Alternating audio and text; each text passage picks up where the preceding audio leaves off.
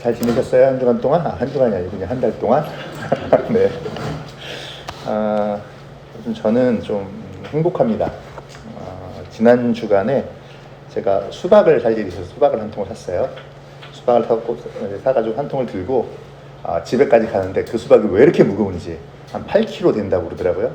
낑낑거리면서 가다가 갑자기 행복해지는 거예요. 왜냐하면 이 수박 3통이 나한테서 나갔구나 하는 생각이 들었거든요.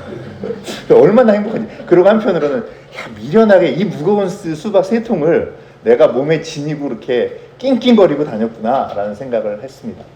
아직도 수박이 한 2통 정도는 더 나가야 될 것 같긴 하지만 뭐 그렇습니다.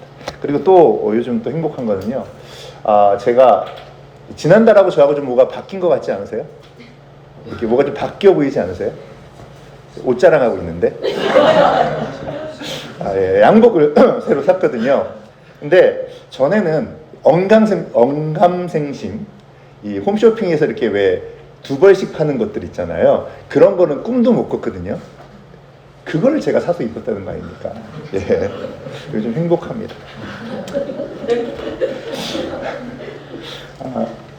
이런 말이 있죠.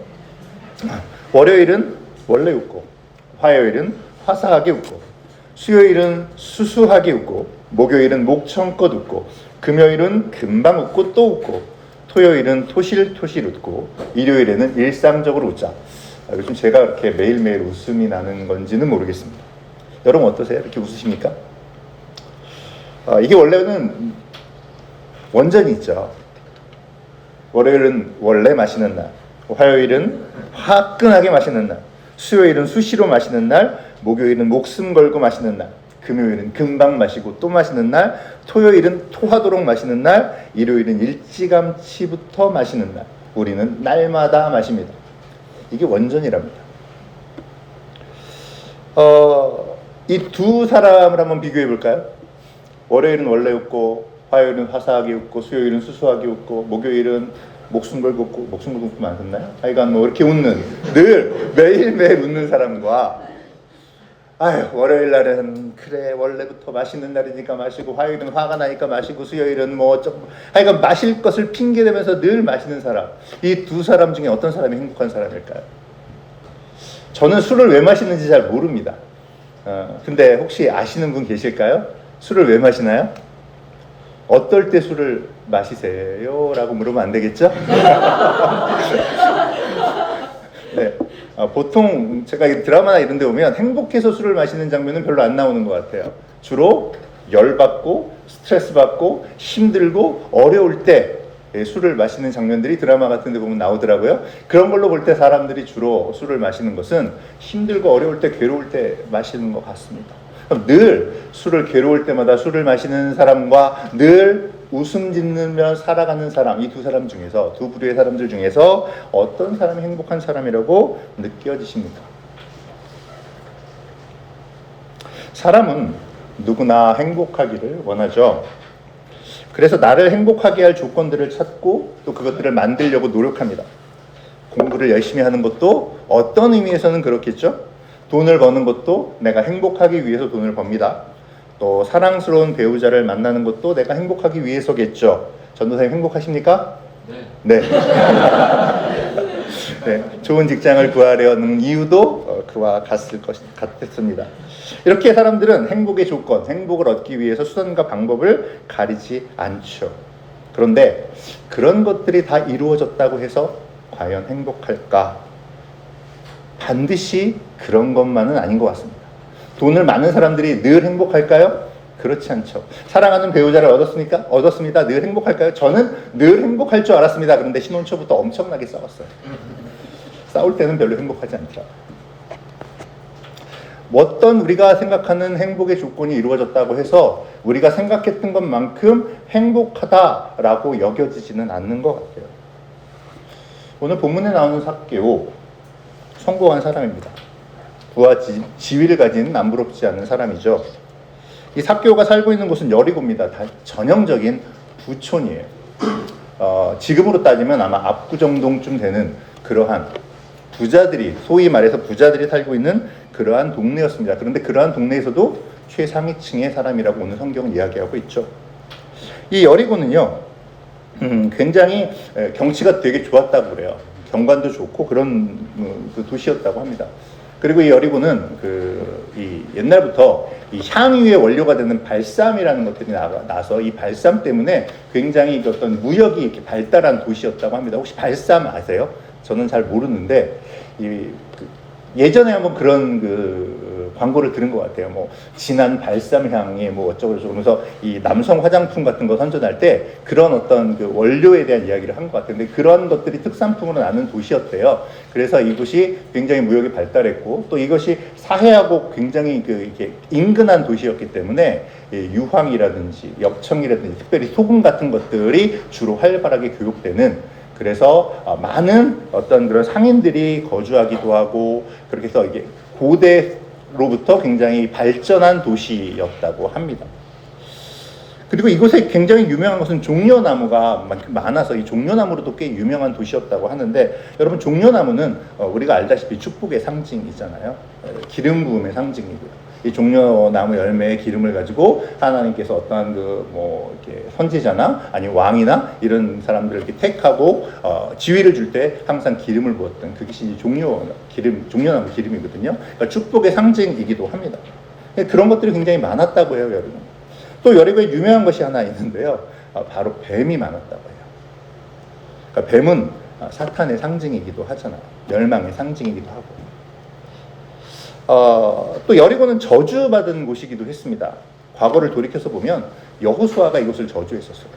그리고 그 저주가 어떻게 현실로 일어나는가를 우리는 성경 여호수아서를 통해서 잘 보고 있었죠. 자, 이렇게 본다면 여리고는 이 두 가지가 동시에 혼합한 도시라고도 할 수 있을 것 같아요. 제사장들과 레위인의 도시, 하나님께 드리는 제사를 준비하는 도시이자 하나님의 축복을 소망하는 도시, 그런 동시에 세속에 물들어 죄와 교만이 들끓는 도시이기도 했다라는 거죠. 이러한 점은 예수님의 비유에서도 잘 드러납니다. 선한 사마리아인의 비유에서 강도당한 사람을 보고 못 본 척 지나갔던 제사장과 레위인, 이들이 어디로 가고 있었습니까? 여리고로 가고 있었습니다. 또 그 강도당한 사람을 극진하게 보살펴줬던 선한 사마리아인 역시도 여리고로 가고 있었다라는 거죠. 여리고에 살고 있거나 혹은 여리고에 삶의 터전을 두고 있는 사람들이었다는 겁니다. 그러니까 어떻게 보면 여리고는 축소된 세상과도 같다라고 이야기할 수 있을 것 같아요. 그곳에는 냉정한 성직자들과 하나님을 경외하며 하나님의 사랑을 전하는 신실한 사람들, 착취하는 사람들과 착취를 당하는 자들이 공존하는 도시였다라는 것이죠. 자, 이러한 도시에 삭개오가 살고 있었습니다. 그것도 이름난 부자를. 오늘 본문에는 이 삭개오가 이 동네에서도 부자였다라고 기록을 하고 있죠. 그리고 세리장이었다고도 기록을 하고 있습니다. 세리장은 우리가 알고 있는 대로 그 지역의 세금을 관장하는 사람이죠. 그런데 우리가 지금 생각하는 세무를 관장하는 사람보다도 훨씬 더 높은 어떤 막강한 권력을 갖고 있는 사람이기도 했습니다. 지금의 어떤 세무서장들은 나라에서 일괄적으로 이렇게 부과한 세금을 걷어들이는 역할을 하잖아요. 근데 당시의 세리장은 세금을 직접 매기고 받아서 나라에 납부할 수 있는 그러한 권한을 가지고 있었다고 합니다. 그러니까 나라에 납부할 세금을 조금 과도하게 걷어갖고 자신의 부를 축적할 수도 있었다라는 거죠. 또 자기가 좀 좋아하는 사람, 이 사람은 내 마음에 들어 하면은 이 세금을 좀 깎아줄 수도 있는 어떤 그러한 자기가 어떤 세금을 부과할 수 있는 권한을 갖고 있었다라는 거예요. 이 막대한 권력을 가지고 있는 것이었겠죠. 자, 유대인임에도 불구하고 그때 당시에 유대인들은 우리가 성경에 나오는 바리새인 이런 자기네들끼리만 대단한 사람들이었죠. 사실은 로마 입장에서 볼 때는 자기의 어떤 식민지의 어떤 식민에 불과한 사람들이잖아요. 그런 유대인이 그러한 자리에까지 올라갈 수 있었다라는 것은 아마 굉장한 노력을 하지 않고서는 불가능한 일이었을 겁니다. 삭개오는 굉장히 노력했을 거예요. 자기가 그 자리에 올라가기까지 피나는 노력을 했을 겁니다. 소위 자수성가한 사람이라고도 이야기할 수 있겠죠. 자, 그럼 하층민이라고 하긴 좀 그렇지만 어쨌든 로마 사람들이 보기에는 하층민이 그 식민 지배 계급에 있는 사람이 로마의 세금을 걷어들이는 한 지역에 세금을 관장하는 세리장의 위치까지 올라갔다. 이 사람은 행복할까요? 행복하지 않을까요? 그 지역에서는 유지예요. 그 지역에 막강한 권력을 가지고 있어요. 그 지역에서 이름만 대도 와 하는 정도의 어떠한 그러한 인지도와 유명세를 가지고 있는 사람입니다. 이런 삭개오는 행복했을까요? 여러분, 우리가 우리 자녀들을 공부하라고 닥달하는 이유가 어디 있습니까? 왜 좋은 대학을 가야 할까요? 왜 좋은 직장을 얻어야 할까요? 요즘 제가 빠져있는 TV 프로그램이 하나 있는데 티처스라는 프로그램이에요. 굉장히 재밌더라고요. 일타 강사들이 나와가지고 막 코칭해주고 막 그러거든요. 근데 보면 부모님들이 나와가지고 막 어떤 부모님들은 자녀들을 막 닥달을 해요. 애가 공부를 하고 있는데도 가갖고 막 수시로 막 닥달하고 그러는 그 부모님들도 계시더라고요. 근데 왜 그럴까요? 좋은 대학을 가야 되니까. 근데 좋은 대학을 왜 가야 될까요? 뭐 자신의 꿈을 펼치기 위해서 나라와 사회에 많은 기여를 해야 되기 때문에 좀 더 솔직하게 얘기해 보면 우리의 자녀들이 좀 더 행복한 삶을 영위하게 하기 위해서 아닐까요? 좀 더 나은 집을 소유하고 좀 더 좋은 차를 타고 좀 더 안락한 삶을 누리기를 바라는 마음. 자, 그러면 그 미래를 위해서 지금 우리 자녀는 행복할까요? 그래요. 오늘 조금 힘들더라도 오늘에 흘리는 땀방울이 밝은 미래를 보장해 준다면야 열심히 조금 희생할 수 있겠죠. 자, 그럼 이제 성공한 사람들을 한번 보자고요. 많은 성공한 사람들은 과연 행복할까? 우리는 좋은 직장을 원합니다. 사업이 잘 되기를 원하죠. 내 직장이 안정되기를 바랍니다. 그리고 지금보다 더 부유해지기를 원해요. 조금 더 평탄하기를 원합니다. 조금 더 안락한 삶을 살아가기를 원해요. 그러면 지금보다 부유해지면 어떨까요? 우리는 흔히 이렇게 생각할 수도 있을 것 같아요. 내가 조금 더 부유해지면 하나님을 위해서 좀 더 많은 일을 할 수 있을 텐데. 내가 조금 더 권력을 가지면, 내가 조금 더 높은 위치에 올라가 있으면 내가 하나님을 위해 훨씬 더 선한 일들을 많이 할 수 있을 텐데 라고 생각할 수 있죠. 그래서 우리는 주일날까지 야근에 특근에 사업에 매진할 수 있습니다. 근데 정말 그럴까요? 하나님을 위해서, 하나님의 어떠한 영광을 위해서 내가 더 많은 그러한 일들을 하기 위해 내가 부유해지고 내가 권력을 갖고 내가 높은 자리에 오르기를 원한다면 지금 이 순간 내가 내 자리에서 하나님이 원하시는 일, 하나님이 기뻐하시는 일, 하나님이 인도하시는 그러한 일들을 먼저 생각하고 먼저 따라야 하지 않을까요? 많은 신앙인들의 실수가 뭐냐 하면 내가 하나님의 일을 더 열심히 하기 위해서 지금 잠시 하나님의 일을 내버려 두는 거예요. 하나님 우리가 어떻게 하기를 원하실까요? 하나님 제가 조금 있다가 돈을 많이 벌면 하나님을 위해서 큰 교회당도 짓고요. 하나님의 많은 어려운 사람들도 하나님의 이름으로 돕고요. 그럴 거예요. 그러니 지금 제가 잠깐 하나님의 뜻대로 살지 못하는 것, 하나님의 원하시는 방향으로 가지 못하는 것, 하나님의 경건 생활을 약간 멈추는 것, 이것을 좀 이해해 주세요 라는 것을 기뻐하실까요? 아니면 지금 내가 있는 이 순간에서 하나님이 원하시는 것을 지키며 하나님을 향한 경건의 생활들을 지켜가고 하나님과의 관계를, 하나님과의 교제를 꾸준히 이어나가는 것, 이것을 하나님이 더 기뻐하실까요? 다시 물어보죠. 삭개오는 행복했을까요? 성경은 삭개오가 행복하지 않았다고 기록합니다. 삭개오는 많은 돈을 벌어들인 사람입니다. 아까도 말씀드렸지만 피지배인의 신분으로 세리장까지 올라간 사람이죠. 그런데 그는 행복하지 않아요. 사람들은 그를 존경하지도 않습니다. 좋아하지도 않습니다. 왜냐하면 그에게 의해서 세금을 빼앗기고 착취당한다고 생각했기 때문이죠. 실제로 그가 그러했는지 그러하지 않았는지는 모릅니다. 성경이 그것을 기록하지 않고 있어요. 그런데 아마도 그의 집에서 그가 예수님에게 한 말을 볼 때 자기가 가난한 사람 절반을 가난한 사람을 돕겠습니다. 다른 사람을 착취한 것이 있으면 4배나 갚겠습니다라고 말하는 걸로 봤을 때 적당하게 삥땅도 치고 적당하게 좀 이렇게 불을 착취했던 것도 있는 그러한 사람 같아 보입니다. 그래서 사람들은 동포의 돈을 갈취하는 돈벌레 정도로 삭개오를 생각했을지도 모르겠습니다.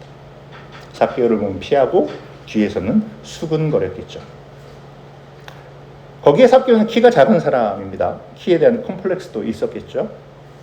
주변의 평판과 자신의 외모 등 자기가 생각하기에 삭개오는 절대로 행복한 사람이 아니었습니다. 사람들의 평판이 삭개오를 힘들게 했다 하더라도 삭개오는 행복할 수 있었습니다. 자신의 키가 적다고 해도 삭개오는 행복할 수 있었죠.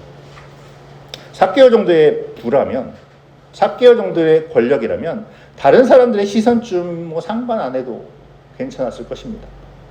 그 누구라도 삭개오 앞에서 뭐라고 비난하거나 그럴 사람은 없었을 테니까. 원하는 것을 사고 원하는 것을 먹고 원하는 대로 여가를 즐길 수 있었을 것입니다. 그런데 왜 삭개오는 행복한 삶을 영위하지 못하고 있을까요? 세상의 관점으로 보면 충분히 행복할 조건을 다 갖추고 있잖아요. 근데 왜 행복한 삶을 살아가고 있지 못할까?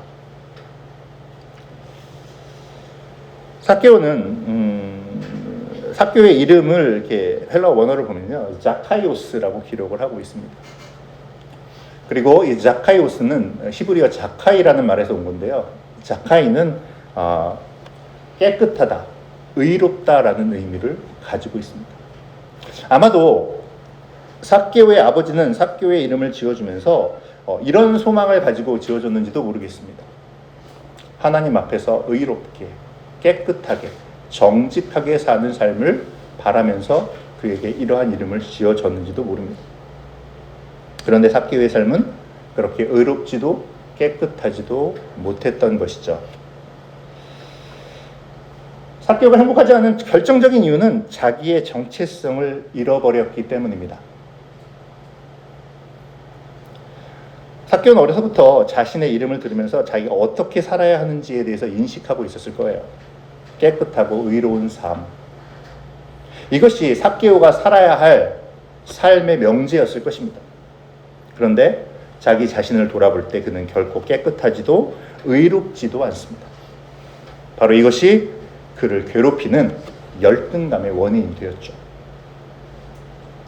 누가 뭐라고 해도 그 자신이 자기 자신에 대한 정체성이 떳떳했다면 그는 그렇게 외롭지도 불행하지도 않았을 겁니다. 그러나 자신이 생각하기에 그는 의롭거나 깨끗하지 못했기에 행복하지 못한, 충분한 외적인 조건을 갖추고 있음에도 불구하고 자기 스스로를 행복하지 못하다고 생각하는 그러한 사람이 되고 말았던 것이죠. 자, 이런 삭개오가 이제 예수님을 만나기를 원합니다. 왜 삭개오는 예수님을 만나기를 원할까요? 예수님도 유대인이고 또 유명한 랍비입니다. 예수님은 의롭지도 깨끗하지도 않은 삭개오를 과연 만나 주실까요? 만나서 따뜻한 이야기를 해 주실까요? 삭개오를 바라보신 예수님이 삭개오의 이름을 바로 부르셨죠. 근데 어떻게 예수님이 한 번도 보지 못한 삭개오를 보자마자 삭개오야 라고 부를 수 있으셨을까요? 예수님이니까 이미 태초 전에 삭개오를 알고 계셨을까요? 뭐 그럴 수도 있겠죠. 하지만 저는 예수님이 이 동네에 들어오시면서 삭개오에 대한 이야기를 들으셨다고 생각합니다. 그 동네에서는 꽤나 악명이 높은 사람이었을 테니까. 삭개오는 이 순간에 어쩌면 굉장히 무모하게 느껴지는 용기를 냅니다. 유명한 랍비이며 유대인이신 예수님이 나에 대해서 미리 알고 계시면 어떡하지? 만약 내 악명을 들으셨다면 나를 경멸하실 텐데, 나를 아예 쳐다보지도 않으실 텐데 하는 마음이 막 삭개오 안에 들었겠죠. 그럼에도 불구하고 삭개오는 예수님을 만나기를 원했다라는 거죠. 삭개오가 예수님께 나아간 이유는 무엇이었을까요? 삭개오가 들은 예수님에 대한 이야기는 자기가 알고 있는 유대인들과는 좀 달랐던 것 같아요. 예수님은 바리새인들을 가리켜서 회칠한 무덤이라고 책망하셨죠. 자신을 멸시하고 미워하고 상대조차 하지 않는 유대인들에게 외식하지 말라고 경고하십니다. 왠지 예수님이라면 자신의 외로움을 좀 이해해 주실 것 같지 않았을까요? 어쨌든 잘은 모르지만 왠지 예수님을 만나면 무언가 자신의 어떤 결핍이 채워질 거라는 생각을 했던 것 같습니다. 그래서 삭개오는 예수님 앞에 나아간 것이겠죠. 그분의 말씀을 듣고자 했을 겁니다. 자, 그래서 우리가 알고 있는 대로 삭개오는 뽕나무 위로, 돌 무화과 나무 위로 올라갑니다. 예수님을 만나고자 나왔는데 사람들이 많이 모여 있어요. 그 사람들을 해치면서 좀 비겨달라고 얘기하는데 사람들이 어때요? 비겨주지 않죠. 아, 뭐야. 만약 삭개오가 평판이 좋은 사람이었으면 충분히 비겨줬을 텐데 비겨주지 않습니다. 그래서 할 수 없이 삭개오는 나무 위로 올라갑니다. 그곳에서 예수님을 보고 그분의 말씀을 듣기를 원하죠. 자, 그런데 한번 생각해 보십시오. 삭개오는 세리장입니다. 이 얘기는 그 지역의 유지라는 이야기예요. 그가 어디에 있어야 될까? 자, 우리 교회에 이렇게 표현을 해도 될지 모르겠지만 우리 교회에 대통령이 오셔서 함께 예배를 드립니다.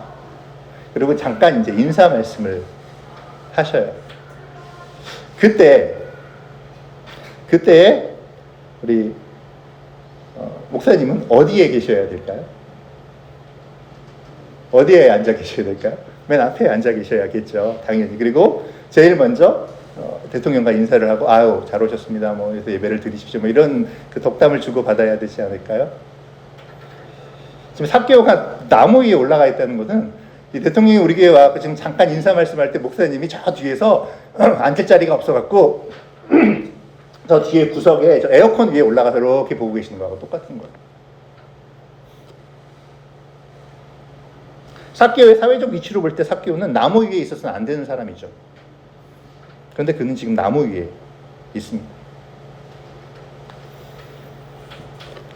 그때 예수님이 삭개오를 바라보시죠. 그리고 말씀하십니다. 여기로 내려오너라. 성경에는 속히 내려오라고 이야기를 하고 있는데 속히 어디로 내려오라는 거예요? 그냥 내려오라는 말씀이 아니잖아요. 그렇죠? 여긴 괄호치고 여기로, 내 앞으로 오라라는 말씀인 것이죠. 여기로 내려오너라. 여기로 내려오너라. 오늘 이 말씀이 제가 여러분들에게 드리고자 하는 핵심입니다. 예수님은 삭개오에게 말씀하셨습니다. 여기로 내려오라고. 이 말씀은 그가 그 나무 위에 있을 사람이 아니라는 것입니다. 단순히 그가 지역의 유지이기 때문에 뭐 대접을 받아야 되기 때문에 그 자리에 그 나무 위에 있을 사람이 아니라는 것이 아니라 그는 나무 위로 상징되는 숨고 싶고 외롭고 불의하고 깨끗하지 못한 자리에서 내려와서 예수님 앞에 서서 예수님의 사람으로 서 있으라는 거예요. 아름답게 하나님 앞에 깨끗하고 의로운 사람으로 서 있으라는 그 명령인 것입니다. 하나님이 원하시는 일을 하고 하나님이 기뻐하시는 대로 너의 맡은 바 삶을 살아가라 라는 명령이라는 것이죠. 그러기에 삭개오는 절반을 나눠주고 4배로 갚겠습니다 라는 선언을 하는 것입니다. 사랑하는 성도 여러분, 이 삭개오를 보면서 오늘날의 교회를 그리고 우리의 자화상을 한번 살펴보았으면 좋겠습니다. 오늘날 우리 교회는 행복합니까? 오늘날 현재를 살아가고 있는 우리는 행복한 삶을 살고 있습니까? 왜 우리는 행복하지 못할까요? 돈이 없어서? 아니면 높은 지위에 오르지 못했기 때문에? 이런 말이 있더라고요. 요즘에는 친척 가운데 아는 사람 가운데 3개의 직종을 가져야 된다. 변호사, 의사, 국회의원. 이 3 부류는 꼭 알아야 된다고. 왜냐하면 변호사는 송사에 휘말렸을 때 필요하고 의사는 아플 때, 그리고 국회의원은 어떤 것을 하고자 할 때 필요하기 때문이라고 합니다. 그런데 그런 사람들을 알면 정말 행복할까요? 혹시 상대적인 박탈감에 빠져서 외려 더 열등감에 빠지진 않을까요? 왜 요즘에 사람들이 교회를 가르쳐서 개혁의 대상이라고 이야기할까요? 왜 뒤에서 수군거리면서 교회를 욕하고 교회 다니는 사람들을 안 좋게 이야기할까요? 저는 굉장히 아픈 말 중에 하나가 이 먹사라는 말입니다. 목사를 먹사라고도 이야기를 하더라고요. 왜 그런 칭호를 받게 되었을까?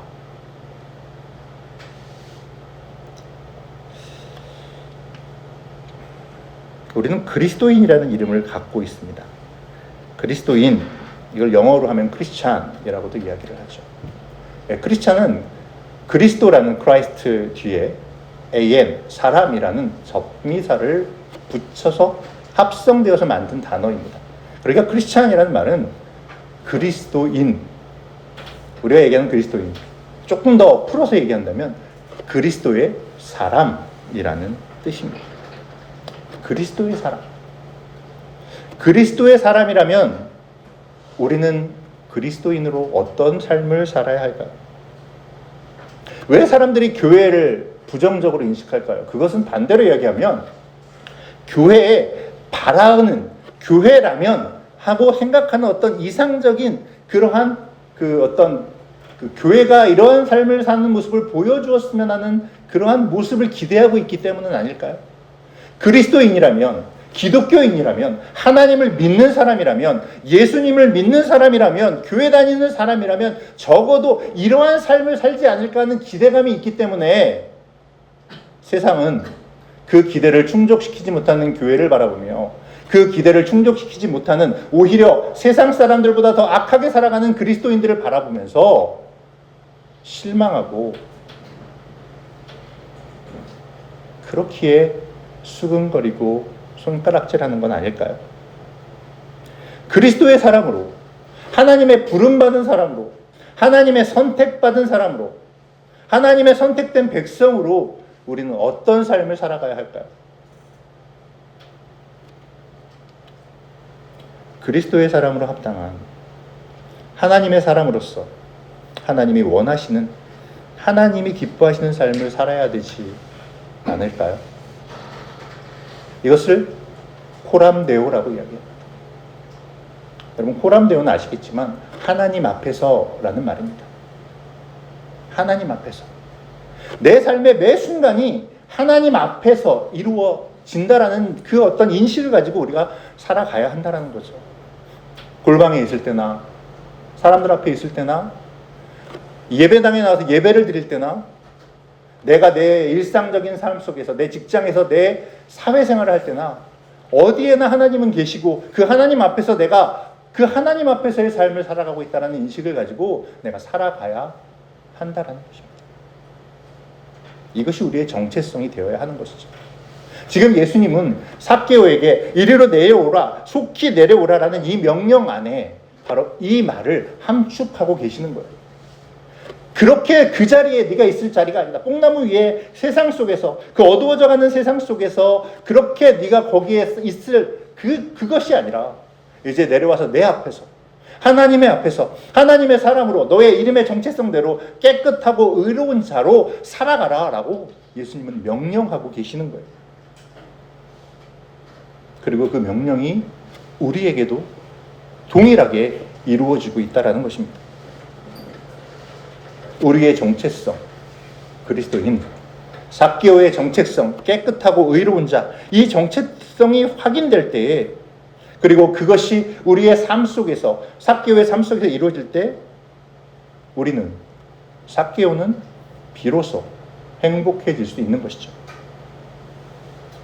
삭개오는 행복했을까요?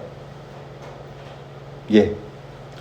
예수님을 만나서 자신의 위치에 서 있게 된 삭개오는 분명히 행복했을 것입니다. 자, 이제 말씀을 좀 맺으려 합니다. 초등학교 미술 시간에 선생님이 아이들에게 목장 풍경을 한번 그려보라 라고 얘기를 했습니다. 열심히 아이들이 그림을 그려요. 그리고 제출을 합니다. 근데 한 아이는 반질반질 노는 거예요. 그 시간 동안 아무것도 하지 않습니다. 선생님이 속으로 생각을 했죠. 쟤는 어떻게 그려갖고 그림을 제출하려고 그러나. 제출하는 시간이 돼서 애들이 다 제출을 합니다. 이 아이도 딱 종이를 스케치북을 딱 가지고 나와요. 아주 당당하게 나옵니다. 제가 분명히 그림을 그리지 않았는데 제가 뭘 그렸으려나 선생님 궁금합니다. 드디어 그 친구가 이제 선생님에게 그림을 딱 제출을 해요. 받았습니다. 봤더니 하나도 안 그려져 있는 거예요. 그냥 백지에. 깜짝 놀란 선생님이 그 아이에게 물었죠. 야, 너는 도대체 무슨 그림을 그린 거니? 내가 너 알아봐. 너 다른 애들 그릴 때 하나도 안 그렸잖아.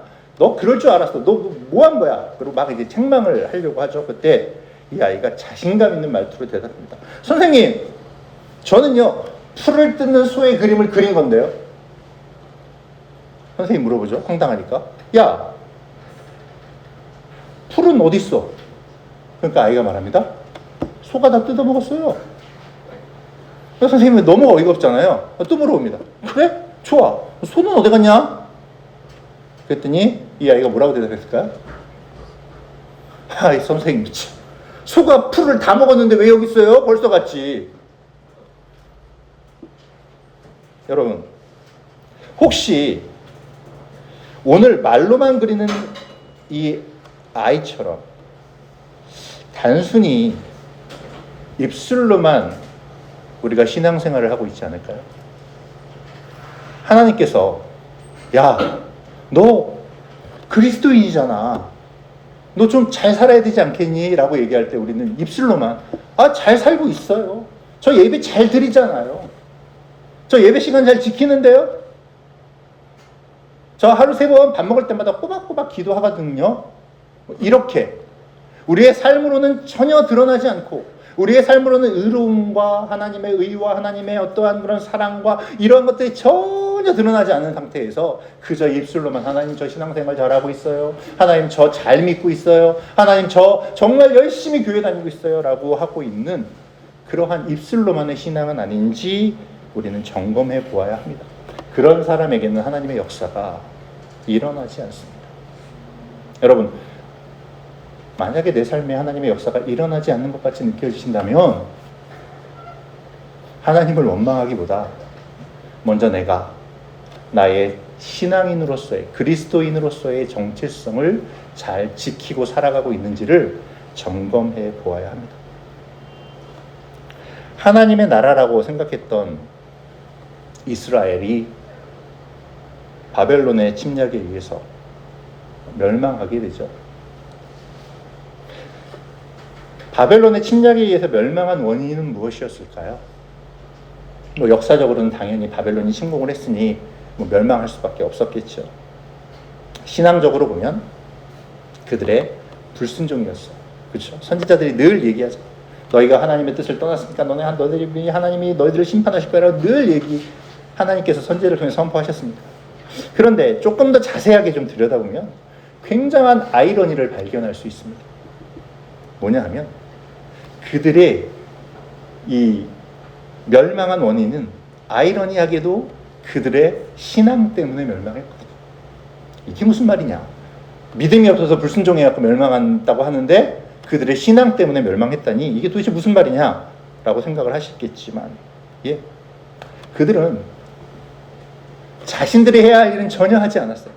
알다시피 불순종하고 하나님의 어떤 그 보내는 선지자들을 멸시하고 그랬어요. 그러면서 자신들이 뭐라고 생각했냐면 그럼에도 불구하고 우리는 하나님의 백성이야. 하나님이 우리를 멸망하게 절대로 내버려 두지 않으실 거야 라는 헛된 믿음이 있었어요. 하나님의 뜻대로 살지도 않으면서 하나님이 보내는 선지자들은 멸시하고 그들의 말을 무시하고 오히려 그들을 핍박하면서도 우리는 하나님의 백성이니 우리는 선택받은 백성이니 하나님이 우리를 지켜주실 거야 라는 막연한 신앙, 잘못된 그러한 헛된 신앙을 가지고 있었다라는 거예요. 자신들은 우상숭배에 빠져 있으면서 자신의 정욕과 욕망대로 하나님의 뜻과는 전혀 상관없는 삶을 살아가면서도 단지 하나님의 백성이라는 그 이름 하나로 자신들이 멸망하지 않을 거라는 그러한 확고한 믿음을 가지고 있었다라는 것입니다. 하나님이 원하시는 그 자리에는 있지 않으면서 하나님의 도우시는 능력만을 구하고 있었다라는 것이죠. 사랑하는 성도 여러분, 우리는 어떻습니까? 혹시 우리도 하나님이 원하시는 그 자리에는 있으려 하지 않으며 하나님이 나에게 도와주시는 세속적인 욕망을 채워질 그러한 어떤 능력만을 갈구하고 있지는 않습니까? 우리가 하나님의 백성이라면 우리의 정체성, 우리가 서 있어야 할 곳, 그곳을 생각해 보아야 합니다. 자신의 위치에 서 있는 사람, 자신의 위치에서 자신이 해야 할 일을 찾는 사람을 하나님은 부르시고 사용하십니다. 그리고 그 사람이 진정 행복한 사람이 될 수 있습니다. 여러분들에게 마지막으로 묻겠습니다. On your mark, 오늘 말씀의 제목을 제가 On your mark라고 적었는데요. 이것은 운동선수들이 출발하기 전에 출발점, 제자리에라는 말이잖아요. 자기 자리, 너의 있어야 할 그곳에 있으라는 말이죠. 오늘 예수님께서 삭개오를 부르시는 것, 속히 여기로 내려오너라. 이 말로 이것과 같다고 생각합니다. On your mark, 네가 있어야 할 자리, 네가 뽕나무 나무 위에 세상 속에서 있는 것이 아니라 네가 있어야 할 그 자리, 호람데오의 삶 앞으로 나아오라 라는 예수님의 명령이셨듯이 하나님은 동일하게 오늘 우리에게 On your mark, 내가 있어야 할 그 자리에 서 있으라고 명령하십니다. 그리고 그 자리에 있는 사람이 행복한 사람이 될 수 있습니다. 여러분은 행복한 사람이십니까?